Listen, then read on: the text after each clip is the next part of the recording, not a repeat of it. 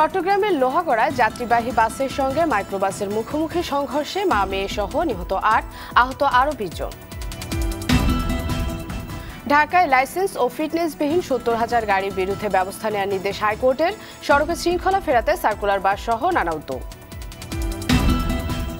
৭১-এর মানবতা বিরোধী অপরাধের অভিযোগে নেত্রকোনার পূর্বধলার ৫ আসামির মামলার রায় আজ। এবং জিয়ার সামরিক শাসনেই গণতন্ত্র ধ্বংস হয়েছিল, বাকশালে নয় মন্তব্য প্রধানমন্ত্রীর। বললেন, যারা বাংলাদেশ চায়নি তারাই জাতির পিতাকে হত্যা করেছিল।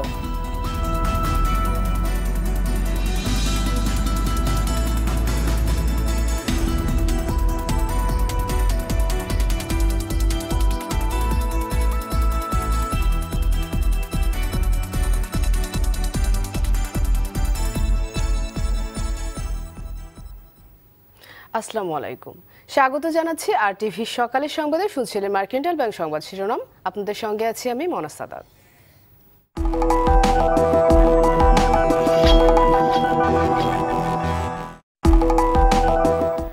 চট্টগ্রামের লোহাগড়া উপজেলা চট্টগ্রাম কক্সবাজার মহাসড়কে বাস ও মাইক্রোবাসের মুখোমুখি সংঘর্ষে একই পরিবারে ৬ জন সহ ৮ জন নিহত হয়েছেন। এ ঘটনায় আহত হন কমপক্ষে ১০ জন।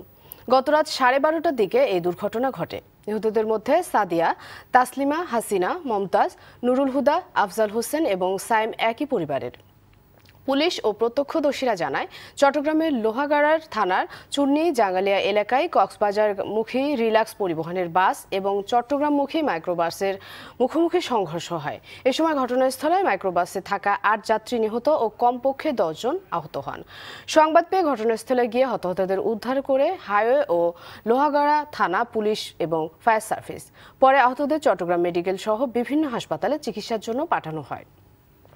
শালীর শাশুড়ি আছে, শালীর ননদ, আর ননদের একটি মেয়ে, আর একটি মেয়ে আপনার হাত আছে, হাসপাতালে ভর্তি করে আছে। আর কিভাবে হইতে পারে না রাতি সকাল গাড়ি দিয়ে ইদার হইতে পারে না ইয়ান বিয়েত গেলে এক জায়গাতে তো ইদার লোহা গাড়ির যাত্রী সম্ভবত আমরা ধারণা করেছি একটি শিশু বাচ্চা সহ টোটাল ৮ জন ঘটনাস্থলে মৃত্যুবরণ করেন।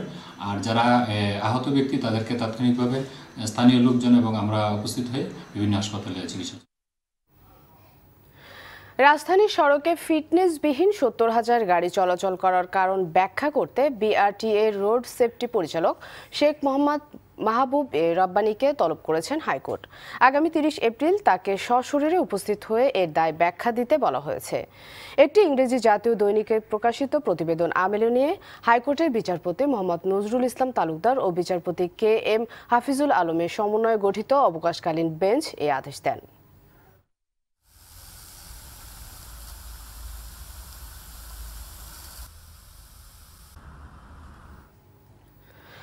রাজধানীর গণপরিবহনে শৃঙ্খলা ফেরানোর উদ্যোগের অংশ হিসেবে ধানমন্ডিতে চালু হয়েছে BRTCর AC সার্কুলার বাস।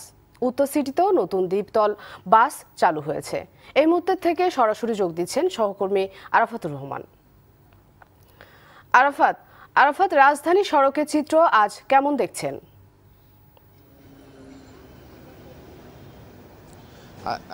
আপনি জানেন যে রাজধানী জুড়ে সড়কের যে বিশৃঙ্খলতা এবং হচ্ছে যে বাস সার্ভিসের যে একটা সেবা, সেই সেবাটা একটা সুনির্দিষ্ট কাঠামোর ভিতর আনতে সরকারিভাবে সরকারি বাস সার্ভিস BRTCর যে AC বাস দিয়ে একটি সেবাটা নিশ্চিত করতে সরকার চক্রাকার বাস সার্ভিস চালু করেছিল।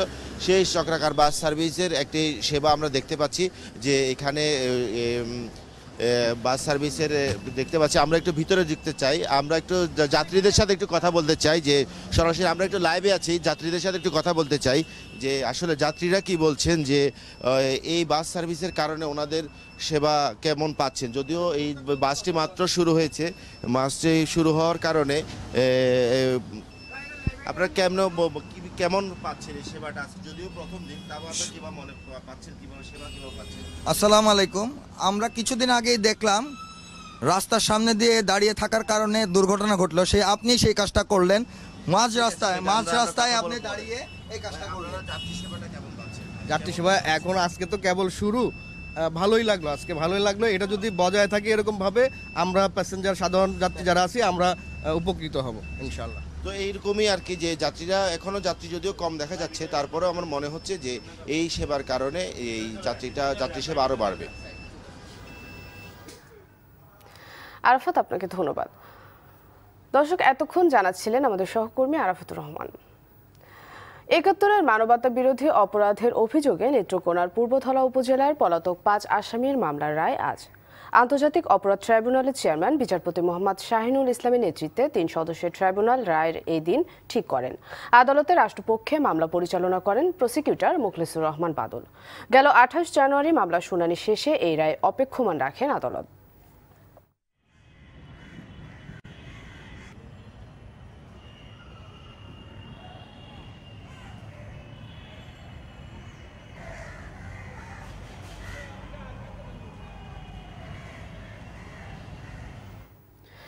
দর্শক, এই মুহূর্তে আন্তর্জাতিক অপরাধ ট্রাইব্যুনালে আছেন আমাদের সহকর্মী খান আলামিন। সেখান থেকে সরাসরি যুক্ত হচ্ছেন তিনি। আলামিন, আজকে তো রায় দেওয়ার কথা, তো সেখানকার সর্বশেষ পরিস্থিতি আমাদেরকে জানান।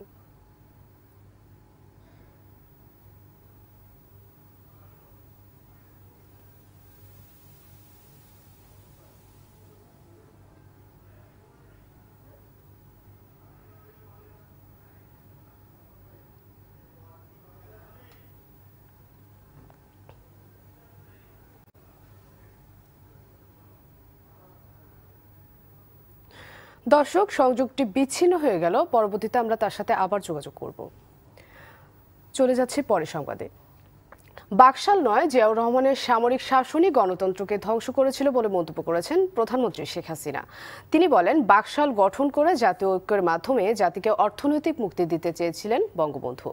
যারা বাংলাদেশ চায়নি তারাই জাতির পিতাকে হত্যা করেছিল বলেও অভিযোগ করেন সরকার প্রধান। মহান স্বাধীনতা দিবসের আলোচনায় এসব কথা বলেন প্রধানমন্ত্রী। রুহুল আমিন তুহিন জানাচ্ছেন বিস্তারিত।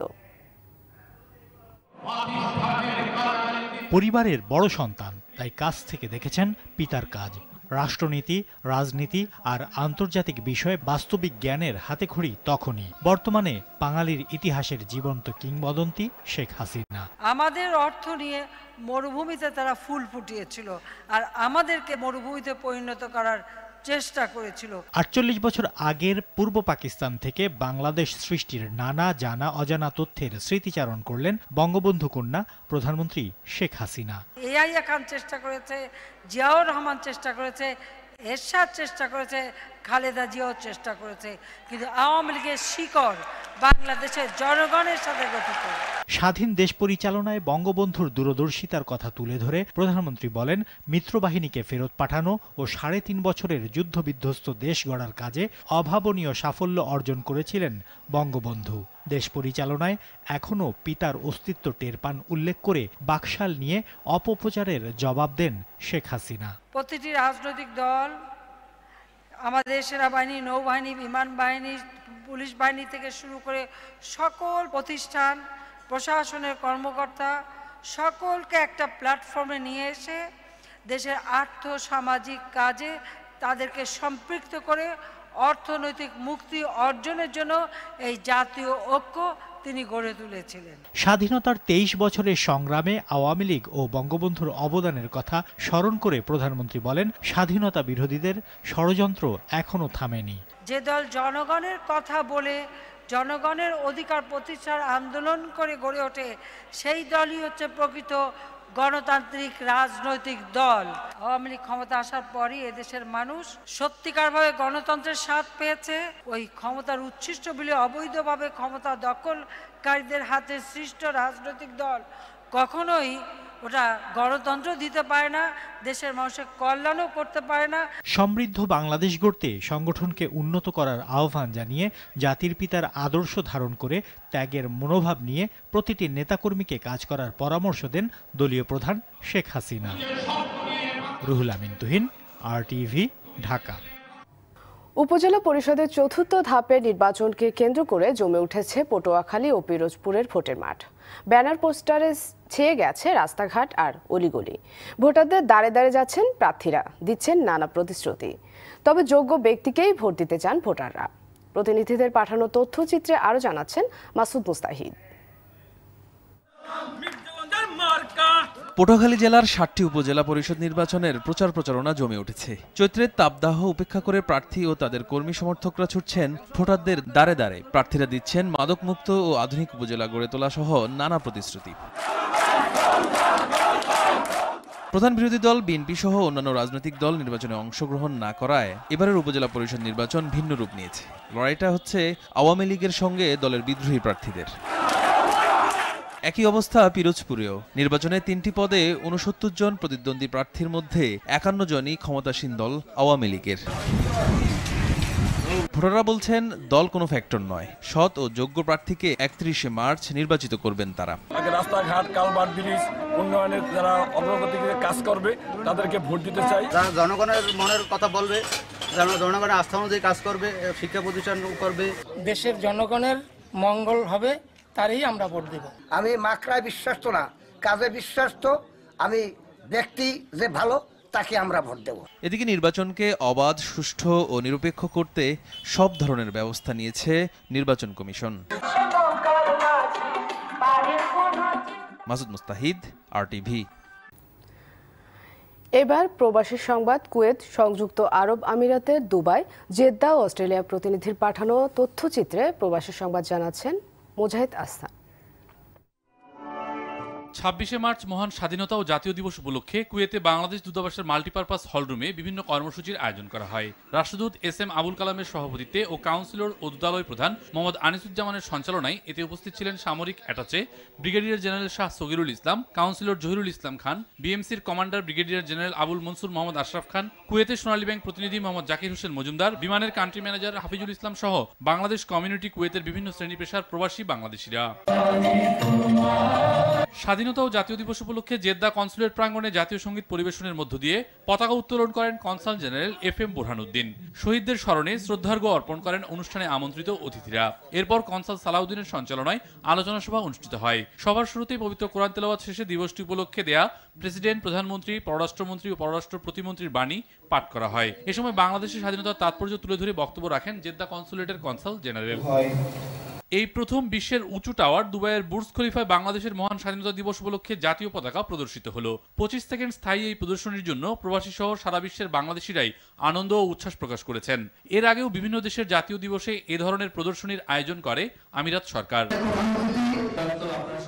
শিক্ষা উপমন্ত্রী ব্যারিস্টার মহিবুল হাসান চৌধুরী নওফেল MPর আমিরাত সফর উপলক্ষে সমিতির হাট প্রবাসী পরিষদের আয়োজনে সংবর্ধনা ও চট্টগ্রামবাসীদের মিলন মেলা অনুষ্ঠিত হয়েছে। হারুন রশিদ ইমনের সভাপতিত্বে মোহাম্মদ মাসুদ ফারহান জুয়েল ও কাজী মোহাম্মদ আলীর যৌথ সঞ্চালনায় এতে স্বাগত বক্তব্য রাখেন মাহমুদুল হাসান রনি। বিশেষ অতিথির বক্তব্য রাখেন consul general Mohammad Iqbal Hossain Khan, commercial councillor doctor AKM Rafiq Ahmed, Mohammad Firoz, প্রকৌশলী মোহাম্মদ আবু জাফর চৌধুরী সহ আরও অনেকে। হাটহাজারী UAE প্রবাসীদের উদ্যোগে শারজাতে অনুষ্ঠিত হয়ে গেল মিলন মেলা 2019। আরশাদ হোসেন হিরুর সভাপতিত্বে ও মোহাম্মদ জামাল উদ্দিনের সঞ্চালনায় এতে প্রধান অতিথির বক্তব্য রাখেন commercial councillor doctor AKM Rafiq Ahmed. বিশেষ অতিথির বক্তব্য রাখেন ঢাকাস্থ হাটহাজারী সমিতির যুগ্ম সাধারণ সম্পাদক মাহবুব সালাউদ্দিন চৌধুরী, মঞ্জুর হাসান, প্রথম সচিব নূরে মাহবুব জয়া, ভাইস কাউন্সিলর মুজাফফর আহমদ, জনতা ব্যাংক UAE CEO আমিরুল হাসান, মহিউদ্দিন বাচ্চু সহ অন্যরা। অস্ট্রেলিয়ায় বাংলাদেশের 48তম স্বাধীনতা ও জাতীয় দিবস উদযাপন করে বাংলাদেশ হাইকমিশন ক্যানবেরা। অনুষ্ঠানে অস্ট্রেলিয়া সরকারের প্রতিনিধিত্ব করেন প্রোটোকলের প্রধান লিন্ডল শ্যাস। অনুষ্ঠানে বিভিন্ন দেশের রাষ্ট্রদূত, কূটনীতিক, ব্যবসায়ী এবং বিপুল সংখ্যক বাংলাদেশি উপস্থিত ছিলেন। শহীদদের স্মরণে বক্তব্য রাখেন অস্ট্রেলিয়ায় নিযুক্ত বাংলাদেশি হাইকমিশনার সুফিউর রহমান। অনুষ্ঠানে স্মারক পরিবেশন করেন উস্তাদ শাহাদাত হোসেন খান, উস্তাদ ইউসুফ আলী খান, তানিম হায়াত খান ও সিরাজুস সালিকিন। সকালের সংবাদ শেষ করার আগে মার্কেন্টাইল ব্যাংক সংবাদ শিরোনামগুলো আরও একবার।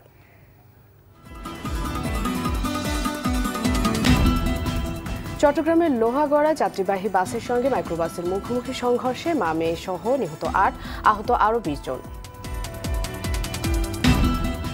ঢাকায় লাইসেন্স ও ফিটনেসবিহীন 70,000 গাড়ির বিরুদ্ধে ব্যবস্থা নেওয়ার নির্দেশ হাইকোর্টের। সড়কের শৃঙ্খলা ফেরাতে সার্কুলার বাস সহ নানা উদ্যোগ। ৭১-এর মানবতা বিরোধী অপরাধের অভিযোগে নেত্রকোনার পূর্বধলার 5 আসামির মামলার রায় আজ।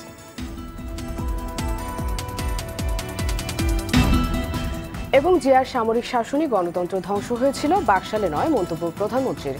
বললেন, যারা বাংলাদেশ চায়নি তারাই জাতির পিতাকে হত্যা করেছিল।